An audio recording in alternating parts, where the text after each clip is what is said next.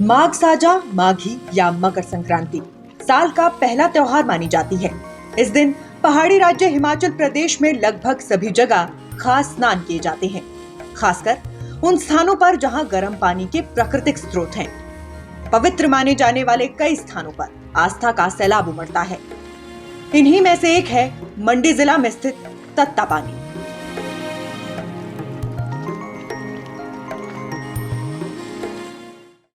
तत्तापानी शिमला जिला की तहसील सुन्नी से मात्र 5 किलोमीटर की दूरी पर है। यानी इस स्थान पर शिमला और मंडी जिला की सीमाएं मिलती हैं, जिसका मतलब ये भी है कि दोनों ही जिलों के लिए ये तीर्थ बन जाता है। आस्था के इस सैलाब से आपको रूबरू करवाने के लिए नेशन स्पीक्स का सफर राजधानी शिमला से शुरू हुआ। टैक्सी में बैठते ही हमारे ड्राइवर की तरफ से हमें ये भी बता दिया गया कि तत्तापानी में होने वाले इस राज्य स्तरीय कार्यक्रम में राजनीतिक प्रतिनिधि बतौर खास मेहमान भी पहुंचने वाले हैं। चलिए कुछ राजनीतिक बातें करते करते हम सफर में आगे बढ़ने लगे और इतनी ही देर में सूरज ढलने लगा, ठंड बढ़ने लगी और पारा गिरने लगा।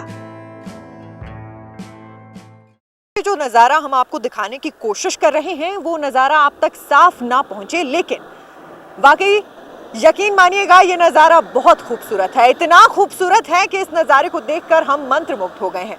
अब आप सोच रहे होंगे कि हम इस नजारे तक आखिर पहुंचे कैसे हैं। देखिए, हिमाचल प्रदेश में राजधानी शिमला में शिमला से करीब 20 किलोमीटर अंदर अभी हम पहुंचे हैं। हालांकि हम जहां जा रहे हैं उसे आस्था का महाकुंभ कहा जा सकता है। मैं बात कर रही हूं मकर संक्रांति के होने वाले राज्य स्तरीय समारोह की। देखिए, सफर हमारा काफी देर पहले शुरू हो गया। जैसे जैसे हम आगे बढ़ रहे हैं ये पहाड़ों की खूबसूरती जो है मनमोहित होती जा रही है। और इस वक्त जैसा कि मैंने कहा कि नजारा इतना खूबसूरत है कि मैं और मेरे कैमरे पर्सन राजकुमार ने सोचा कि क्यों ना इसका एक छोटा सा दीदार जो है आपको भी करवा दिया जाए। हालांकि ये सफर अभी बरकरार है। हम जैसे जैसे आगे बढ़ेंगे वैसे वैसे हर पड़ाव पर आप तक जानकारियां लेते रहेंगे, लाते रहेंगे। आप सभी यूं ही जो है इस सफर में हमारे साथ बने रहिएगा।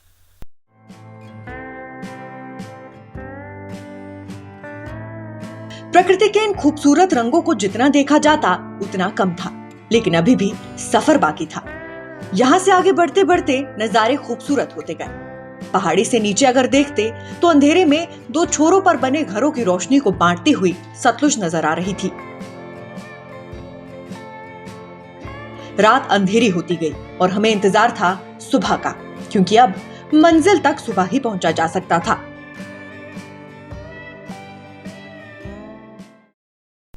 जो सफर राजधानी शिमला से शुरू हुआ वो सफर अब राजधानी शिमला से लगभग 50 से 60 किलोमीटर दूर तक आ चुका है। हालांकि अभी भी जिस मंजिल तक हमें पहुंचना है वो मंजिल यहां से कुछ कदमों की दूरी पर है। जैसा कि आपको मैंने बताया था कि हम मकर संक्रांति के खास मौके पर एक खास कार्यक्रम आप तक पहुंचाने के लिए एक सफर पर हैं और उस सफर से कुछ कदमों की दूरी पर है। कुछ ही देर में हम उस स्थान पर पहुंच जाएंगे जहां से आपको आस्था का एक महाकुंभ दिखाया जाएगा।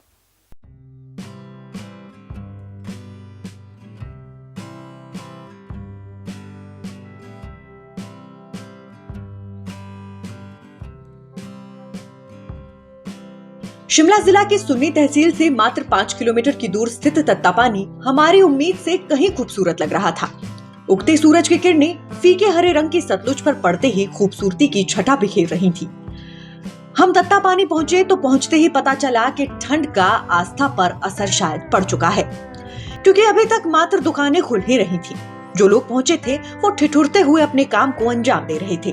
कुछ लोगों से बात हुई तो स्थानीय लोगों ने हमें सबसे पहले लक्ष्मी नारायण मंदिर का पता बताया। सभी का कहना था कि यहाँ विश्वास का अपार नजारा देखने को मिलता है।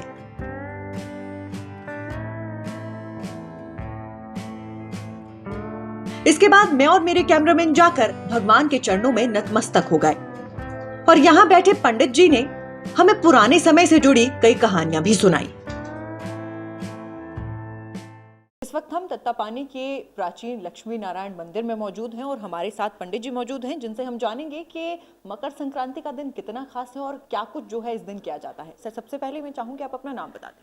मैं सब रिटायर्ड कैप्टन MC शर्मा हूँ, आर्मी से हूँ और यहाँ से पिछले 7 वर्षों से पूजा कर रहा हूँ और यहाँ मेरी निःशुल्क पूजा चलती है। प्रतिवर्ष इस जगदम्बिनी ऋषि के तपोस्थली में लोहड़ी और मकर संक्रांति का जो ये मेला है लगभग 1 महीने के लिए लगता है। गर्म पानी के चश्मे होने के नाते लोग इसको बड़ा शुभ मानते हैं। साथ में यहाँ पर सूर्यदान की व्यवस्था होती है और हर लोग जो है ना पूरी रात्रि स्नान करते रहते हैं, बारी बारी स्नान करने के बाद। और स्नान का भी ऐसा है कि जो पानी है ये बड़ा शुद्ध पानी है। लोगों को ऐसी मान्यता है कि भगवान की पैरानी कृपा से कि अच्छी खासी खाज खुजली भी इससे दूर होती है। इनका मानना ऐसा है। हमने भी ये दंत कथाएँ सुनी है। कहाँ तक वास्तविकता है वो लोगों से पता चलता है। जी मैं ठीक हो गया हूँ, बहुत बढ़िया था, घुटने में दर्द थी उससे भी ठीक हो गया, बदन में दर्द थी उससे भी ठीक हो गया। और हर वर्ष इस माघी महीना, जैसे पहाड़ी भाषा में इसको माघी बोलते हैं, मकर संक्रांति हिंदी का शब्द है, मगर इसमें दूर दूर से लोग, पहले तो लोग सिर्फ हिमाचल ही था, अभी पूरे हिंदुस्तान से लोग आने लगे हैं। इवन आपको जो है ना अभी फॉरेनर भी लोग यहाँ आने लगे क्योंकि टूरिस्ट पॉइंट भी हो गया है। मंदिर आकर पता चला कि आखिर यहाँ मकर संक्रांति क्यों खास है। ऋषि जमदग्नि और उनके सुपुत्र भगवान परशुराम को लेकर कई कहानियां प्रचलित हैं, जिसके बाद हम कुछ साक्ष्य जुटाने की कोशिश में लग गए कि आखिर किंवदंतियां कितनी सही हैं। दुर्भाग्यवश हम उन साक्ष्यों को नहीं जुटा पाए, लेकिन हाँ, फिर भी लोगों में प्रचलित इन कहानियों से बनी श्रद्धा का नजारा जरूर देख सके। आस्था का जो सैलाब उमड़ा है उसे लेकर सभी की अलग अलग धारणाएं हैं, सभी के अलग अलग विचार हैं, अलग अलग मत हैं। कहा जाता है कि जब तत्ता पानी का जो गर्म पानी का स्रोत है वो नदी के करीब हुआ करता था तो लोगों का जो आने का तरीका है, नज़ारा है, वो अलग हुआ करता था, भीड़ बहुत ज़्यादा हुआ करती थी। लेकिन यहाँ पर हमारे साथ स्थानीय लोग मौजूद हैं, जिसमें से सर मैं सबसे पहले चाहूँगी आप अपना नाम बता दें। ओम प्रकाश शर्मा जी सर, हमें बता रहे थे कि किस तरीके से पहले चीज़ें अलग थी, कुछ फ़ायदे भी डैम लगने के बाद हुए, कुछ नुकसान भी हुए। सर आपसे जानना चाहूँगी कि कैसे पहले का नज़ारा हुआ करता था और कैसे अब का नज़ारा है। पहले ऐसा है कि नदी के किनारे जगह इतनी भारी नहीं थी, खुली, लोग बहुत आते थे, भीड़ बहुत होती थी, तो वहाँ का नज़ारा ही कुछ और था। रात को लोग धूना लगाते थे जगह जगह में, हर रास्ते में आधा किलोमीटर के बाद या किलोमीटर के बाद हर सड़क के किनारे जो धूने लगे रहते थे। लोग आते थे जाते थे। लेकिन अब डैम के बाद काफ़ी डेवलपमेंट भी हुआ है, सड़कें बहुत खुली हो गई है। अब वो सड़कों के धूने ख़त्म हो गए, अब प्रॉपर तत्ता पानी में ही जो है वो धोने लगते हैं रात्रि को। बाकी लोग पहले से भी ज़्यादा आ रहे हैं, जगह भी खुली है, मेला चला है। और सर अगर धार्मिक मान्यताओं की बात की जाए, क्योंकि सभी की अलग अलग मान्यताएं हैं, यहाँ तक कि हिमाचल प्रदेश के भी अलग अलग जिले अलग अलग मान्यता से मकर संक्रांति मनाते हैं, यहाँ की क्या खास विशेषता है? यहाँ की विशेषता ये है कि किसी ज़माने में परशुराम का पुत्र जो थे, यहाँ पर उनका युद्ध हुआ था और इस वजह से यहाँ पर जो है वो कहते हैं गर्म पानी निकला, ये लोगों से सुनते हैं जी। यानी कहानियाँ काफ़ी सारी प्रचलित हैं। बहुत बहुत शुक्रिया सर हमसे बात करने के लिए। कहानियाँ कई सारी प्रचलित हैं, अलग अलग मान्यताएं हैं, अलग अलग धारणाएं हैं कि आखिर क्यों मकर संक्रांति का ये जो पर्व है ये मनाया जाता है। अब बात करते करते समझ आने लगा कि पहले गर्म पानी का स्रोत नदी के करीब हुआ करता था, यानी प्राकृतिक तौर पर था। अब कृत्रिम तौर पर उसे बोर की मदद से ऊपर लाया गया है, यानी अब ये जल स्रोत पूर्ण रूप से प्राकृतिक नहीं है। इसी कड़ी में हम ये जानने में जुट गए कि आखिर लोग इसे लेकर क्या कहते हैं। कब से आप यहाँ पर आते हैं और कैसे जो है समय के साथ साथ यहाँ पर आस्था लोगों की बदली? मैं बचपन से आ रहा हूँ, सन 1998-99 से, जब मैं 5वीं-6वीं में पढ़ता था, और 2015 तक यहाँ पर जो नीचे प्राकृतिक रूप से जो चश्मे थे, लेकिन उसके बाद जो जलमग्न हो गया कोल डैम की वजह से, और उसके बाद काफ़ी सारा बदलाव हुआ है समय के साथ समय। और अब जो है यहाँ पर सरकार ने अच्छा प्रबंध किया हुआ है जी। हाँ जी। लेकिन जिस तरीके से जितने लोगों से हमने बात की, ज़्यादातर लोगों का कहना है कि जब प्राकृतिक स्रोत हुआ करता था तो आस्था एक अलग स्तर पर थी, लेकिन जैसे जैसे चीज़ें बदली आस्था में थोड़ी बहुत कमी देखने को। जी हाँ, बिल्कुल, क्योंकि वो बिल्कुल प्राकृतिक था। क्योंकि हमने बुजुर्गों से सुना था कि जो यहाँ पर जो गर्म पानी है वो कई बोलते हैं कि यहाँ पर किसी ऋषि मणिकर्ण से ऋषि नहाकर आए थे, तो यहाँ पर जो है उन्होंने अपनी धोती निचोड़ी थी, तो तब यहाँ गर्म पानी है। वैज्ञानिक तरीका भगवान परशुराम को लेकर ऐसी हाँ, आस्था है। भगवान परशुराम के से लेकर। और उसके बाद उसमें कुछ अलग सा था, क्योंकि प्राकृतिक रूप से किसी आप झरने के पास नहाएंगे या किसी चश्मे गर्म पानी के चश्मे के पास स्नान करेंगे तो आस्था का एक अलग होता है, जो फीलिंग होता है, जो हमारा इमोशंस होता है वो अलग होता है। लेकिन इस बार जैसे 2015 के बाद यहाँ पर सरकार ने जो ये कुंड बनाए हैं उसमें थोड़ा सा अलग है। हालांकि आस्था का ये तो बदलाव तो होना ही था। मिले जुले विचारों के साथ मकर संक्रांति पर होने वाले तुलादान का नजारा भी हमारे सामने था। यहाँ दान करवाने बैठे पंडितों की एक श्रेणी से पंडित अपना अपना एक तरह का तराजू लिए बैठे थे।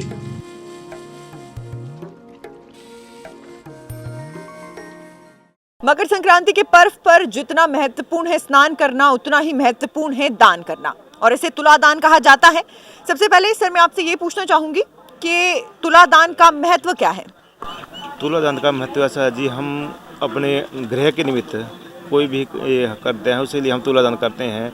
शनि हो, राहु या केतु हो, उसके अरिष्ट के लिए दूर करने के लिए हम तुलादान करते हैं जी। और मकर संक्रांति के पर्व पर ही, क्योंकि सबसे खास माना जाता है तुलादान, तो मकर संक्रांति के पर्व पर ही क्यों तुलादान किया जाता है? आज हम मकर संक्रांति के उपलक्ष्य पे सूर्य उत्तरायण होता है, माँ का महीना धर्मी महीना कहलाया जाता है, इसलिए यहाँ से ज़्यादा महत्व होता है जी। आप सर लोकल हैं या फिर किसी दूर के क्षेत्र से? यहाँ लोकल है जी, यहाँ से। और हर साल यहाँ पर दान के लिए आते हैं? हाँ जी, हाँ जी। जी। सर आपसे ये भी जानना चाहूंगी कि क्योंकि ऐसा कहा जाता है कि जब पानी बिल्कुल नदी के करीब था, यानी जो गर्म पानी था वो नदी के करीब था, तो लोग यहाँ पर ज़्यादा आया करते थे, लेकिन जैसे जैसे उसे मॉडर्नाइज किया गया, पानी काफ़ी ऊपर है, उस वजह से लोगों की आस्था में थोड़ा फर्क देखने को मिला। नहीं, फर्क तो कुछ नहीं है। आदमी आज भी उतने ही, आजकल इसमें साधन है, बस छोटी छोटी गाड़ियाँ, सब अपनी गाड़ियाँ अपने हिसाब से आते हैं। जरूरी नहीं आज संक्रांति वाले दिन आते हैं, कोई आगे भी से शनिवार को भी आते हैं। इस तरह से उतना ही रश तो उतना ही है। पहले ऐसा होता है कि बसों में आते थे, बसों की भीड़ होती थी, अब ऐसे छोटी छोटी गाड़ियों में अपने अपने हिसाब से लोग आते हैं, जब छुट्टियां हो तो आते हैं। ऐसा इसमें कोई नहीं है कि नहीं यानी बढ़ा। आस्था पर इस चीज़ का कोई असर नहीं पड़ा जी। और अभी जिस तरीके से सुबह का माहौल है, धीरे धीरे ये माहौल बढ़ेगा। हाँ जी, हाँ जी, हाँ जी। अब सुबह ठंड भी, आज देखो आप कितना कोहरा और पाला पड़ा हुआ था, तो इसकी वजह से आदमी थोड़ा सुबह कम आते हैं। अब आप देखिए 10 बजे के बाद कितना रश होता है जी। बहुत बहुत शुक्रिया सर हमसे बात करने के लिए। बातों ही बातों में ये भी पता चला कि यहाँ 700 क्विंटल खिचड़ी बनाने का रिकॉर्ड भी दर्ज हुआ है। दरअसल उत्तर भारत में मकर संक्रांति के दिन खिचड़ी खाई जाती है। सभी घरों में खिचड़ी का दान भी किया जाता है। तत्तापानी में गुप्ता परिवार की तरफ से हर वर्ष खिचड़ी का भंडारा आयोजित होता है। जैसा कि आप सभी को पता है कि मकर संक्रांति के पर्व पर हम तत्तापानी क्षेत्र में आए हैं, जहां पर प्राकृतिक रूप से गर्म पानी में स्नान लोग करते हैं। इसके अलग अलग धारणाएं हैं, अलग अलग कहानियां हैं, लेकिन यहाँ पर एक और चीज जो बहुत खास रहती है वो है यहाँ पर बनने वाली खिचड़ी। ऐसा माना जाता है कि मकर संक्रांति के पर्व पर लोग खिचड़ी खाते हैं, और यहाँ पर जो है कई क्विंटल खिचड़ी बनाई जाती है। इतनी ज्यादा खिचड़ी बनाई जाती है कि 2018 में Guinness book of world record में नाम जो है यहाँ पर खिचड़ी बनाने का दर्ज हुआ है। मेरे साथ सर सबसे पहले चाहूंगी आप अपना नाम बता दें हमारे दर्शकों को। हाँ, मैं नरेंद्र कुमार सूद जी, मैं DDVL ट्रस्ट शिमला, एक हमारा पारिवारिक ट्रस्ट है, उसमें मैं जॉइंट सेक्रेटरी के पद पर हूँ। और हमारा ये पारिवारिक ट्रस्ट है सन 1926 से हमारे बुजुर्गों ने हमारे बुआ जी और बुआई जी हुआ करते थे। हम बिल आयरन कंपनी शिमला माल रोड से हैं, और उन्होंने इस परंपरा को प्रारंभ किया था। और शुरुआत में यहाँ जलेबी और पकौड़े जो है उन्होंने शुरुआत की थी शुरू में। और जो हमारा प्राथमिक स्कूल का प्रांगण होता था ओल्ड, वहाँ पर ये प्रारंभ हुआ था। लेकिन धीरे धीरे जैसे आपने देखा कि सुधरता गया, और आज इस क्षेत्र की एक परंपरा है और इतना धार्मिक स्थल बन चुका है। और आज हम लक्ष्मी नारायण मंदिर के इस प्रांगण में खड़े हैं, और आज हमारा ये 95 वर्ष से चल रहा है ये जो कार्यक्रम है, आज यहाँ होगा संपन्न। तो उसके लिए मैं इस प्रांगण में खड़ा हूँ महालक्ष्मी नारायण मंदिर के। पहले तो नतमस्तक और नरसिंह देवता जी का मंदिर साथ में है। पहले हम नरसिंह देवता जी के मंदिर के प्रांगण में किया करते थे, लेकिन जैसे जैसे आप देख रहे हैं कि आधुनिकता आ रही है और थोड़ी सी हमें यहाँ जगह की समस्या आती है, लेकिन प्रभु कृपा से हमारे पास यहाँ के जो स्थानीय लोग हैं, खासकर मैं विशेषकर पद्मदेव शास्त्री जी का और उनकी पूरी टीम का आभार व्यक्त करना चाहूँगा, जिनके सौजन्य से हमें हर वर्ष कार्यक्रम करने में कोई मुश्किल नहीं होती है। जी। और और इससे सबसे पहले मैं ये जानना चाहूँगी कि ये क्योंकि काफ़ी यूनिक आइडिया है, इतना यूनिक है कि Guinness book of world record में नाम दर्ज हो गया। मैं सबसे पहले ये जानना चाहूँगी कि कैसे खिचड़ी बनाने का जो आइडिया है वो आया। देखिए, मैं बता रहा हूँ कि हमारे जो बुजुर्ग लोग थे, उन्होंने, क्योंकि ये धार्मिक स्थल था, लोग आया जाया करते थे, तो उनके मन में विचार आया। जैसे मैंने पहले कहा कि शुरुआत में जलेबी और पकौड़े दिया करते थे, लेकिन उनके मन में आया क्योंकि इसका बड़ा एक धार्मिक स्थल होने के नाते ये पुण्य माना जाता है कि अगर इस दिन आज खिचड़ी और दान किया जाए, खिचड़ी और माह का, तो वो शुभ माना जाता है। इसलिए उन्होंने प्रारंभ किया और आज जो हम आगे उनके बच्चे हैं, हमारे साथ हमारे जीजा जी हैं, हमारे भाई साहब हैं, ठीक है, तो हम सब मिलकर हमने एक ट्रस्ट बनाया, क्योंकि जब तक हमारे बुआ जी थे तो वो किया करते थे, लेकिन उसके बाद उनके मरणोपरांत हमने एक डीडीपीएल ट्रस्ट बनाया, दुर्गा देवी बिहारी लाल विरोचनलाल ट्रस्ट के नाम से, और तब से हमने इस परंपरा को जारी रखा है। और इसमें हर वर्ष हम यहाँ लोहड़ी वाले दिन आते हैं। लोहड़ी को रात को आज यहाँ मंदिर में हमने रात को यहाँ हवन किया, और आज हम खिचड़ी का भंडारा जो है, खिचड़ी, घी और अचार, ये चीज़ें जो है वितरित की जाती जी, है। और इसके लिए आपको प्रशासन की तरफ से कोई मदद आप लेते हैं या फिर कभी प्रशासन ने कोई मदद की हो? नहीं, जब 2018 में गिन्नी बुक रिकॉर्ड बनाया गया तो उसमें प्रशासन ने हमारा सहयोग किया था, क्योंकि मिलकर हम लोगों ने प्रशासन के सहयोग से और हमारे जो डीडीपीएल ट्रस्ट के लोग थे, उन्होंने मिलकर यहाँ नरसिंह मंदिर के प्रांगण में 1700 किलो की खिचड़ी एक ही टब में, मतलब एक ही बार बनाई थी। वो एक गिनीज रिकॉर्ड बना था, और उसके लिए जो वहाँ शेफ़ थे हमारे टूरिज़्म डिपार्टमेंट से, पर्यटन विभाग से आए थे, उन्होंने मिलकर, और जो स्थानीय हमारे यहाँ कुक थे, उन्होंने मिलकर जो है यहाँ खिचड़ी का आयोजन किया। और एक ही पूरे बर्तन में, इतना बड़ा बर्तन था जिसमें 1700 किलो खिचड़ी जो बनाई गई थी, वो एक ही बर्तन में बनाई गई थी, और उसका पूरा वितरण जो है पूरे दिन जो है शाम तक होता रहा। जी। और जिस तरीके से मैंने कहा कि प्रशासन मदद करता है, आपने कहा कि कभी प्रशासन ने मदद की है। यहाँ पर जिस तरीके से अभी धीरे धीरे आस्था का जो सैलाब है वो उमड़ना शुरू हुआ है, धीरे धीरे लोग आने शुरू हुए हैं, थोड़ा असर सर्दी का भी है कि लोग कम है।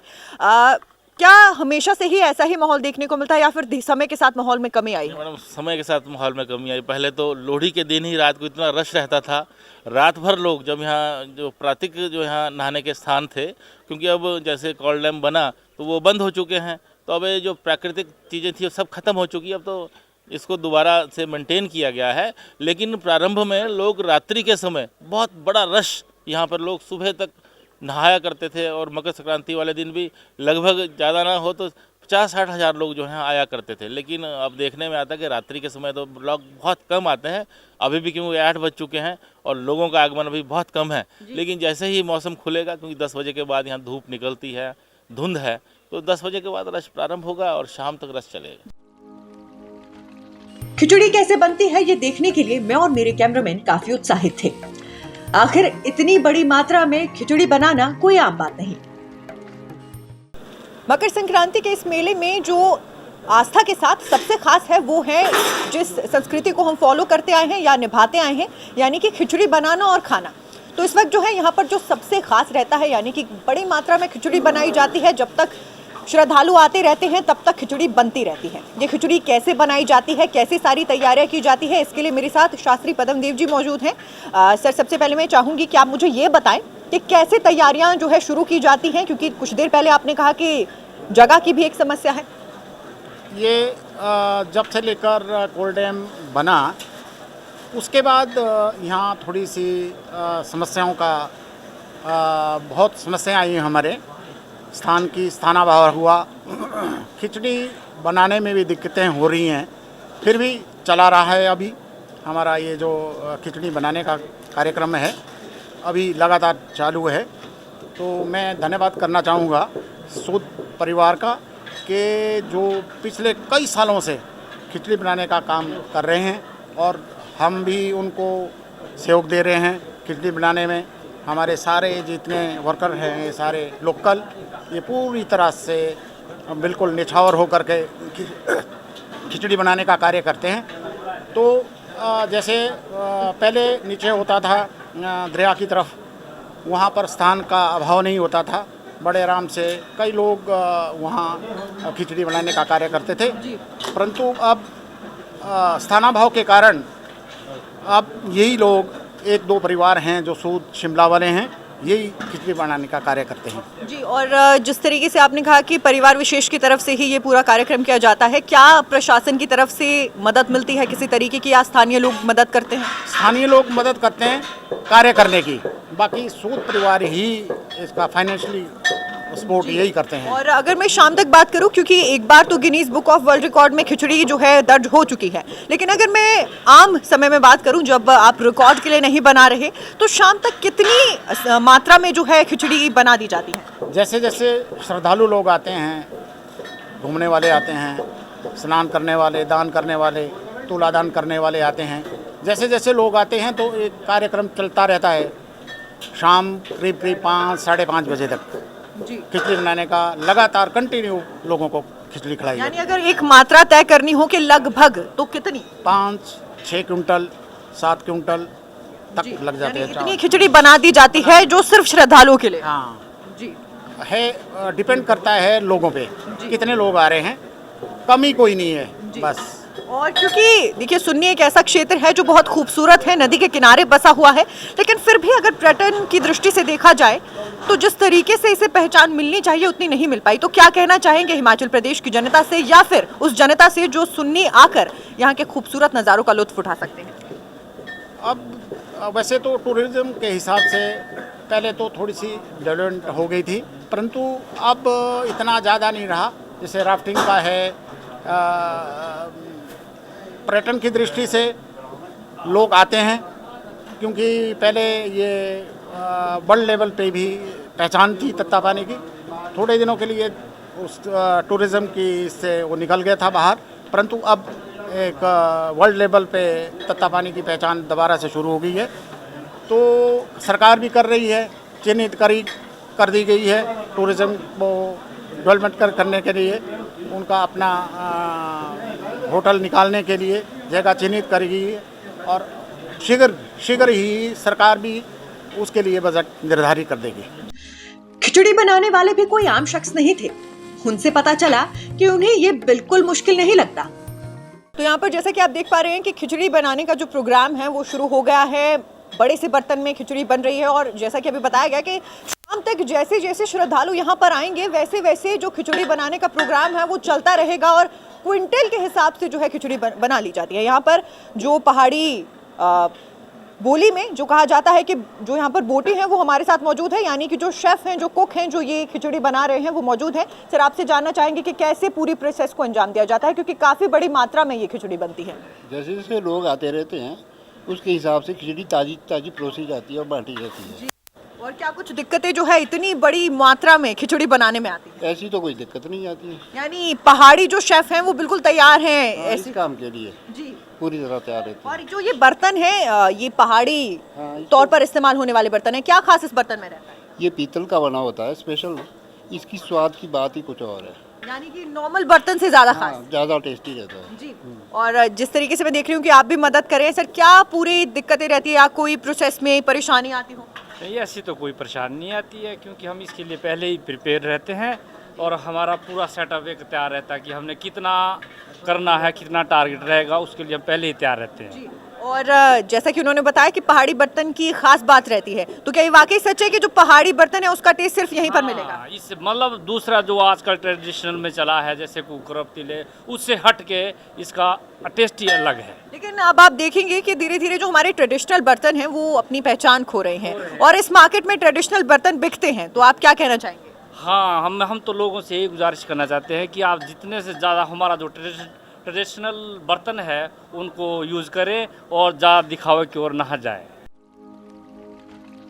खिचड़ी का स्वाद जानने के बाद हम मेले में दूर दूर से आकर दुकानें सजाए बैठे दुकानदारों से मिलने भी चले गए। इस वक्त हम हिमाचल प्रदेश में राजधानी शिमला से लगभग 50 से 60 किलोमीटर अंदर तत्तापानी, हालांकि ये जो क्षेत्र है ये मंडी में गिना जाता है, इस क्षेत्र में मौजूद है, और यहाँ पर आस्था का जो सैलाब है वो धीरे धीरे उमड़ना शुरू हो गया है। मकर संक्रांति की धूम है, साल का पहला त्यौहार माना जाता है और इस वक्त जो है दूर दूर से यहाँ पर दुकानें सजाई गई हैं। हमारे साथ कुछ दुकानदार मौजूद हैं जिनसे हम बात करने की कोशिश करेंगे कि कैसा नज़ारा है, क्या कुछ जो हर साल देखने को मिलता है उसमें से क्या कुछ इस साल भी हो रहा है। मेरे साथ सबसे पहले मैं चाहूँगी आप अपने हमारे जो दर्शक हैं उन्हें अपना नाम बता दें। मेरा नाम संजय कुमार है जी संजय, कब से जो है यहाँ पर आते हैं और कैसा माहौल देखने को मिल रहा है?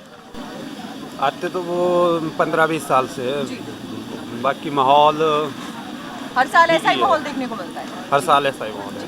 और किस क्षेत्र से आए हैं, क्योंकि आसपास के काफ़ी गांव से लोग यहाँ पर जुड़ते हैं? हम यहीं से ही लोकली स्थायी निवासी है यहीं की। बाकी जो जैसा माहौल अच्छा है, ऐसा नहीं है। लेकिन पहले ऐसे कहा जाता था कि जब पानी बिल्कुल सतलुज के करीब था तो लोग ज़्यादा यहाँ आया करते थे, लेकिन अब पानी को काफ़ी ऊपर शिफ्ट कर दिया गया है। उसका कोई असर देखने को मिला? असर हाँ जी, हाँ जी, असर तो मतलब कि जैसे पहले जब दरिया के साथ नीचे पानी वगैरह था तो मतलब ज़्यादा जनसंख्या रहती थी, मेले की रौनक अच्छी रहती थी। अब थोड़ी सी कम है, काफ़ी फर्क। हमारे साथ यहाँ पर और भी लोग मौजूद है। सर मैं चाहूँगी आप भी दर्शकों को अपना नाम बता दें। नमस्कार जी, मेरा नाम रामलाल है जी। और सर कैसा माहौल है यहाँ पर? माहौल बहुत अच्छा रहता है, हर साल अच्छा रहता है। उतना तो नहीं रहता है, बोलने का मतलब जो यहाँ पहले जो आस्था का सैलाब था थोड़े से आगे आप आ जाएं जी। जो बोलने का मतलब जो पहले जो इधर पहले जो चीज़ थी वो उतनी नहीं है, कम है, बोलने का मतलब कम है। बाकी लोगों की आस्था भी अच्छी है, दूर दूर से लोग आते हैं इधर और आस्था बनी रहती है। इतनी ही देर में मालूम हुआ कि मेले से थोड़ी ही दूरी पर सांस्कृतिक कार्यक्रम हो रहे हैं, क्योंकि मंत्री विक्रमादित्य सिंह, जिनका राज परिवार स्थानीय लोगों में अच्छी खासी पैठ रखता है, पहुंचने वाले हैं और उन्हें देखने के लिए भी एक बड़ी भीड़ आंखें टिकाए बैठी है। और इतनी ही देर में मंत्री पहुंच गए।